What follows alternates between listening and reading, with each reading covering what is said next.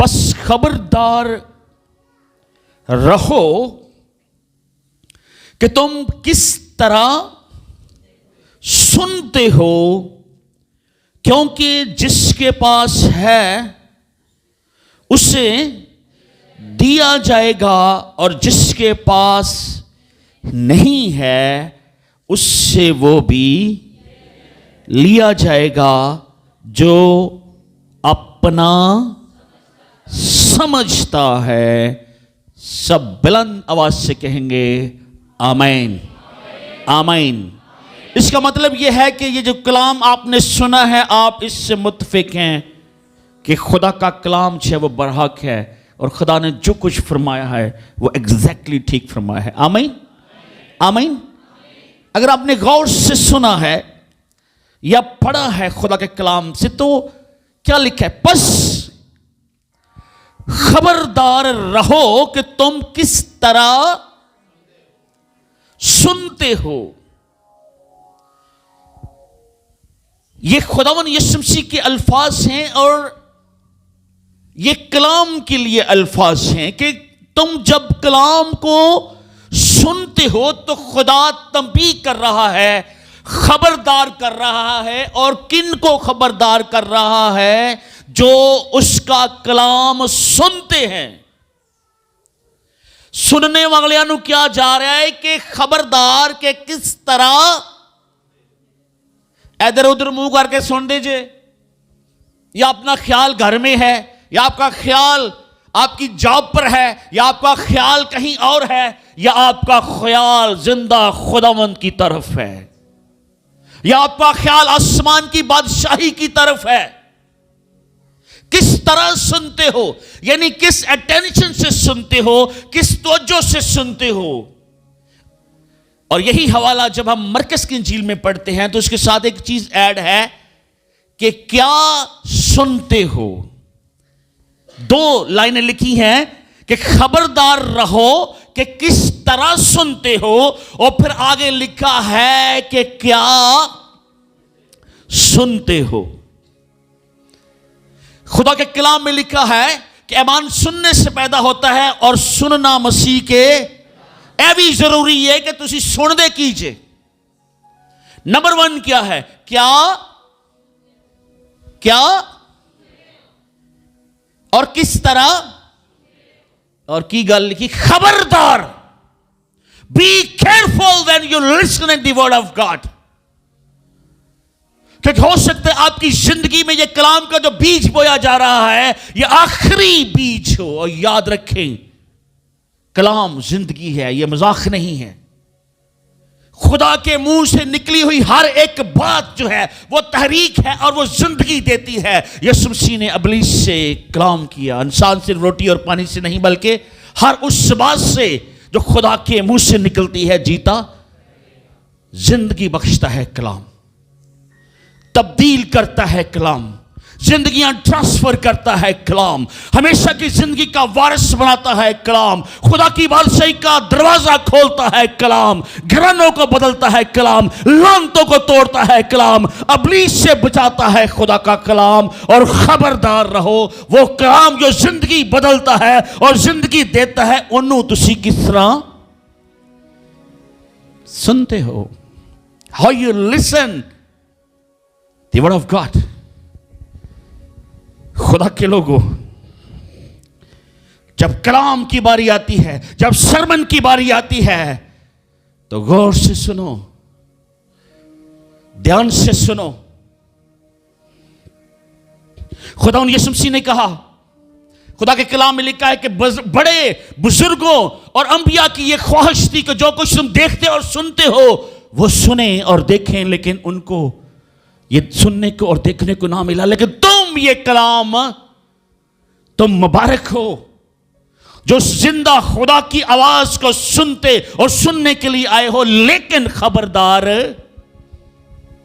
आपने रहना है कि किस तरह सुनते हो और क्या सुनते। अगर तो तवज्जो से सुना तो खुदा का कलाम आपके दिल में और आपके जहन में नक्श हो जाता है।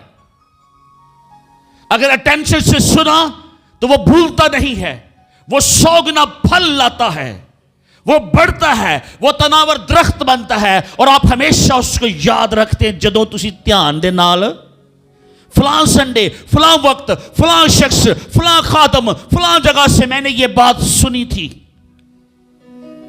और किसी स्कॉलर ने कहा है खुदा के कलाम का एक मकाशफा किसी की भी जिंदगी को तब्दील करने के लिए काफी है।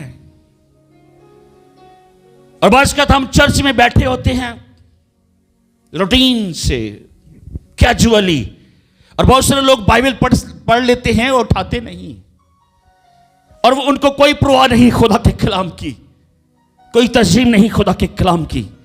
लेकिन जो तवज्जो से सुनते हैं, जो ध्यान से सुनते हैं, उनकी जिंदगियां तब्दील होती चली जाती हैं। खुदा का कलाम उनकी जिंदगियों को तब्दील करता जाता है, उनकी जिंदगियों में ट्रांसफॉर्मेशन, तब्दीली आती जाती है, और वो बतदरीज खुदावंद की प्रस्तुत की हुजूरी में बढ़ते जाते हैं। आगे लिखा है क्योंकि जिसके पास है उसे ते जिदे कोल नहीं है, जो कुछ वो अपना समझदा वो भी ਇਹ ਵੀ एक भेद है। तो छोटा जा भेद है, कोई बहुत वड्डी गल नहीं है, लोगों को समझ इहदी नहीं आती कि जिदे कोल है। बहुत सारे लोग यही समझते हैं कि दौलत की गल हो रही है पास साहब, कि पैसे है, यीशु ऐसे कैसे कर सकता है भाई, जिन्हों जिदे कोल ज्यादा उन्होंने होर देगा, तो जिदे कोल नहीं उहदे कोल वो भी, ये तो बेइंसाफी। ये पैसों की बात नहीं है, ये दौलत की बात नहीं है, ये कलाम की बात है कि जिसके पास है उससे वो भी ले लिया जाएगा। आइए जरा मत्ती की इंजील को खोलें जल्दी से। मत्ती की इंजील उसका 13 बाब वर्ष नंबर 19, गौर से सुने। अगर नहीं निकाल सकते हवाला कोई इशू नहीं, बस सुने। खुदा के कलाम में लिखा है जब कोई बादशाही का कलाम सुनता है और समझता, कह दो समझता, तो जो उसके दिल में बोया गया था उससे वो शरीर आकर, और ये वो है जो राह के किनारे बोया। कितने लोगों को बात समझ आई? थोड़े लोगों को बात समझ आई। लूका की इंजील में लिखा है खबरदार रहो कि किस तरह से सुनते हो, क्योंकि जिसके पास है उससे और दिया जाएगा, और जिसके पास नहीं है उससे वो भी ले लिया जाएगा। तो जब यीशु मसीह ने बीज बोने वाले की तमसील शेयर की, तो खुदा के कलाम में लिखा है, अगर मैं 18 आयत से पढ़ूं तो लिखा है बस बोने वाले की तमसील सुनो। जब कोई बादशाही का कलाम सुनता है और समझता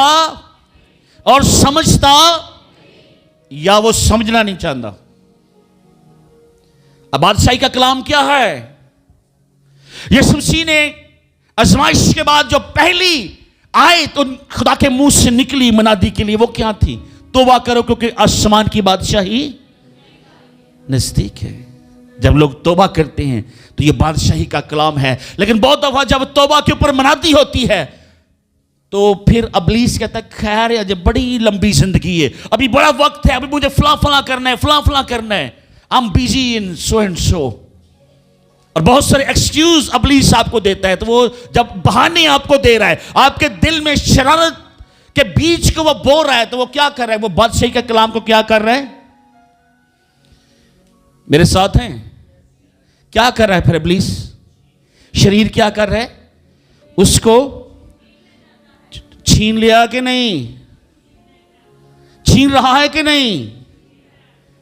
कैसे छीनता है? जब सुनते हैं और समझते हैं, या समझते नहीं, या समझने की कोशिश नहीं करते, और हम भोले भाले बन जाते। खैर है, पादरी सुनाते रहते हैं, हम भी सदियों से सुन रहे हैं, लेकिन सदियों से लोग आ भी रहे हैं और जा भी रहे हैं।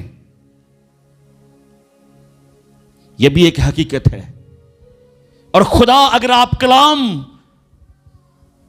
को इज्जत देते हैं और समझते हैं कि यह जिंदा कलाम है, देन लिसन दी केयरफुली। इस कलाम को फिर गौर से सुने। यह मजाक नहीं है, यह हकीकत है। जिस तरह जिंदगी हकीकत है, इस तरीके से आसमान भी हकीकत है। कलाम में लिखा जिस तरह बहुत से जमीनी है, इस तरह बहुत से आसमानी भी है। जिस तरह जमीन एक हकीकत है, इस तरीके से आसमान एक हकीकत है। जिस तरह यीशु मसीह जमीन पर इंसान के रूप में आया और जिंदगी दी उसने, और आया और जिंदों की जमीन पर रहा, इस तरीके से वह आसमान पर भी है। और कलाम क्या है? जिस तरह तेरी मर्जी आसमान पर पूरी होती है, जमीन पर भी। और खुदा क्या चाहता है कि उसकी मर्जी हमारी जिंदगी के अंदर, यह बादशाही का कलाम है।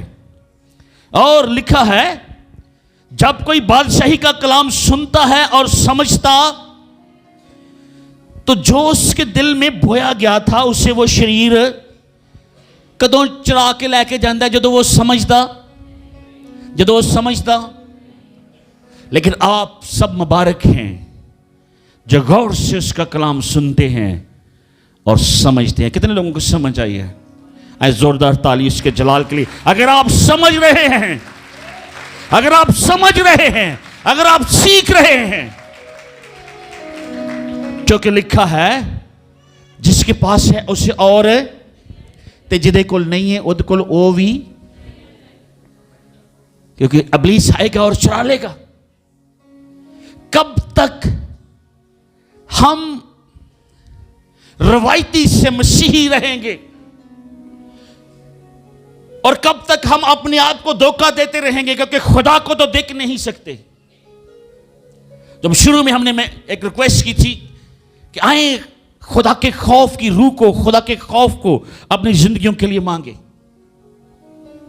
क्योंकि खुदा का खौफ ही दरअसल तब्दीली लेकर आता है। खुदा का खौफ ही हमें ट्रांसफर करता है। खुदा का खौफ ही हमें हलीम बनाता है। खुदा का खौफ ही हमें कलाम की तरफ राग़िब करता है। खुदा का खौफ ही हमें कलाम सुनने के लिए अंदर तहरीक पैदा करता है। अदरवाइज हम गाते हैं, बजाते हैं, प्रीच करते हैं और जिंदगी वैसी की वैसी। बहुत सारे लोग प्रिटेंड करते हैं हम मसीही हैं, हम खादम हैं, हम वर्शिपर हैं, हम बिलीवर हैं, बट दे आर नॉट। वो नहीं हैं, क्योंकि अगर आप ईमानदार हैं तो आप नूर में चलेंगे, और अगर आप तरीके में चल रहे हैं तो खुदा के कलाम में लिखा है कि फिर हम झूठे हैं और हमारे अंदर उसका कलाम नहीं। अगर हम ये कहें कि हमारी उसके साथ शराकत है या हम उसको जानते हैं। आए एक हवाला जल्दी से निकालें, यूहन्ना का पहला खत, जल्दी से खोलें। पहला यूहन्ना पहला बाप 6 आयत मुकस्सा। सुनिएगा, ना निकालें, कोई सुनिए बाइबल से खुदा के कलाम में क्या लिखा है। अगर कुछ लोग खोल सकते तो जरूर खोलें। लिखा है, गौर से सुने, अगर हम कहें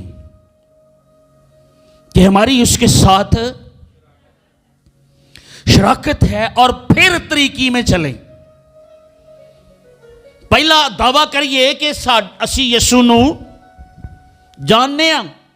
पहला दावा करिए कि यीशु के साथ हमारी शराकत है। पहला दावा करिए कि यीशु साडा नजात देंदा है। पहला दावा करिए कि असी यीशु मसीह ते ईमान रखने आ।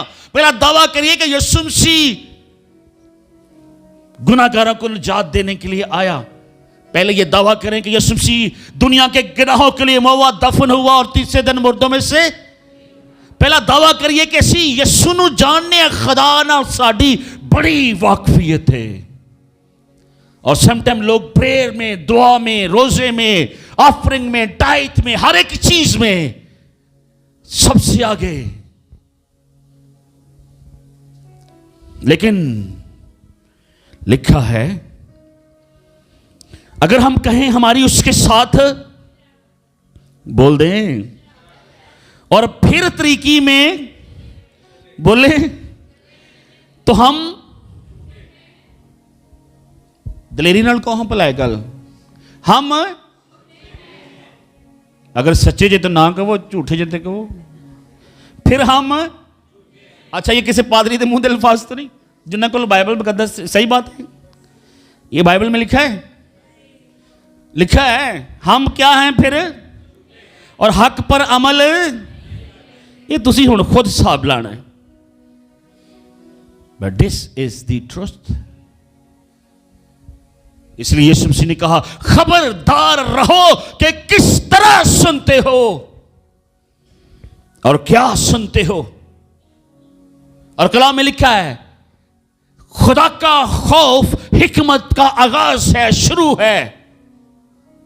अगर खुदा का खौफ दिल में आ जाए, खुदा का खौफ ज़हन में छा जाए, खुदा का खौफ अंदर हो, फिर आप ऑफरिंग भी लाएंगे, फिर आप ताज़ीम भी करेंगे, फिर आप खुदा की इज्जत भी करेंगे, फिर आप दूसरों के साथ मोहब्बत से पेश भी आएंगे, फिर आप दूसरों से प्यार भी करेंगे, फिर आप हलीम भी होते चले जाएंगे, फिर आपको अपनी हसीयत का पता भी चलेगा, फिर आप खुद ही का इनकार करेंगे।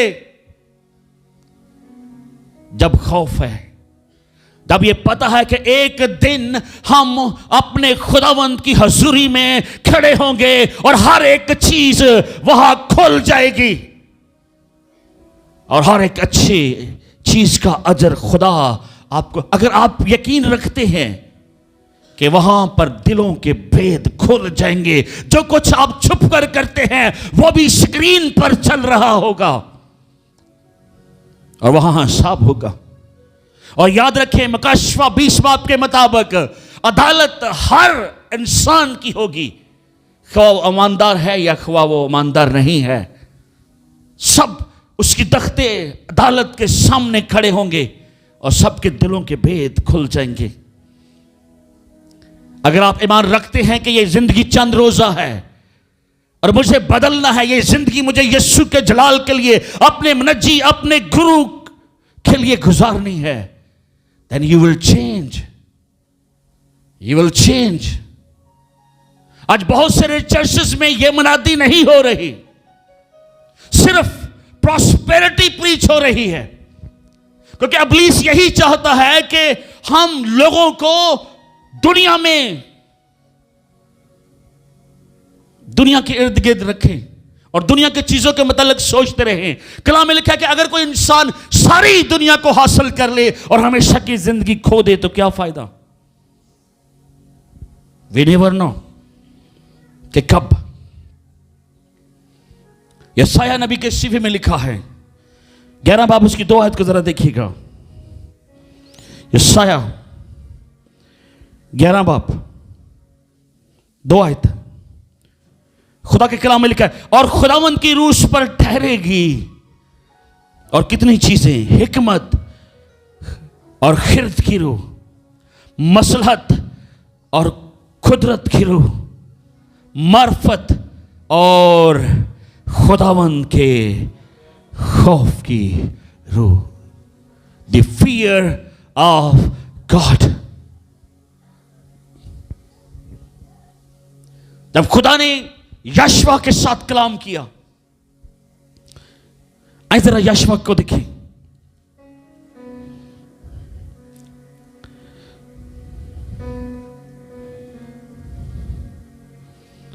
यशवा 22 बाब 25 आयत में लिखा है क्योंकि खुदावन ने तो हमारे और तुम्हारे दरमियान ए बनी रोबन और ए बनी जद यर्दन को हद ठहराया, सो खुदावंद में तुम्हारा कोई हिस्सा नहीं, यूं तुम्हारी और हमारी औलाद से खुदावंद का खौफ छुड़ा लेगा।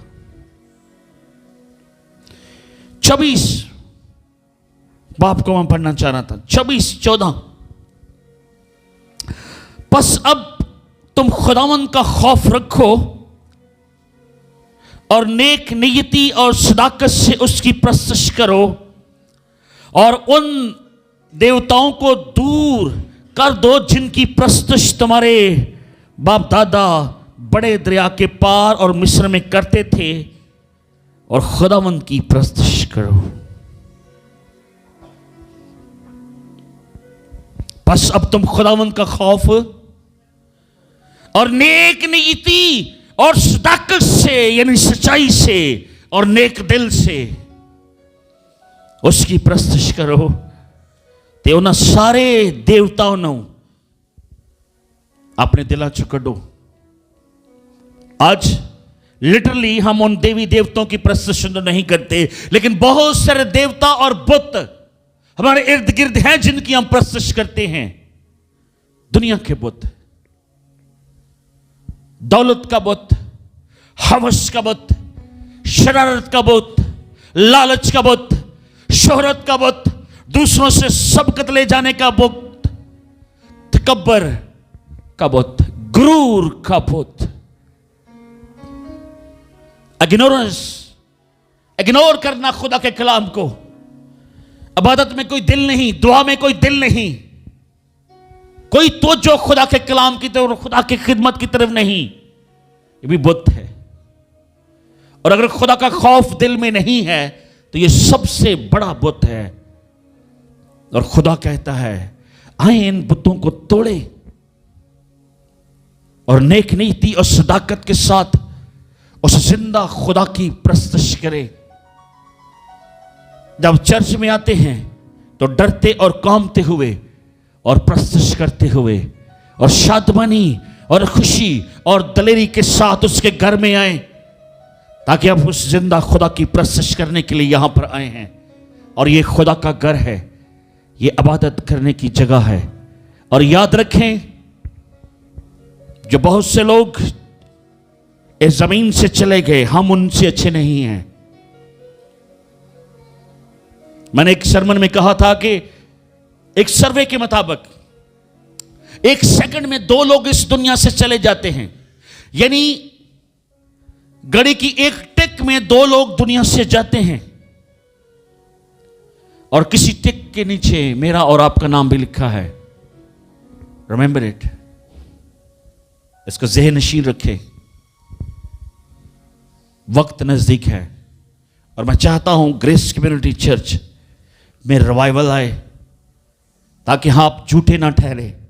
क्योंकि अगर हम कहते हैं कि हमारी उसके साथ शराकत है और फिर तरीके में चल रहे हैं, तो फिर हम झूठे हैं और उस हक पर अमल नहीं करते। लेकिन आप ईमानदार हैं, आप दलेर हैं। मेरा यकीन और ईमान है कि आप आइंदा से मजबूत होंगे।